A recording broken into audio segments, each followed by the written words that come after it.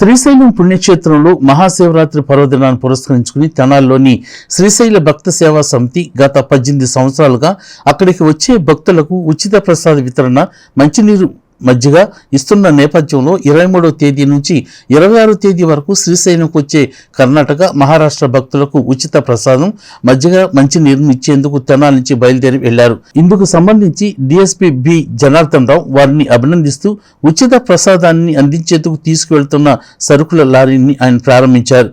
ఈ సందర్భంగా DSP B Janardhan Rao మాట్లాడుతూ శ్రీశైల భక్త సేవా సమితి గత 18 సంవత్సరాలుగా మహాశివరాత్రి నాడు భక్తులకు తమదైన శైలిలో సేవా కార్యక్రమాలు చేపట్టే దానిలో భాగంగానే కర్ణాటక, మహారాష్ట్ర నుంచి కాలినడకను వచ్చే భక్తుల కోసం ఉచిత ప్రసాదం, మంచినీటిని, మజ్జిగను అందించేందుకు వెళుతున్న బృందానికి డీఎస్పీ అభినందనలు తెలియజేశారు.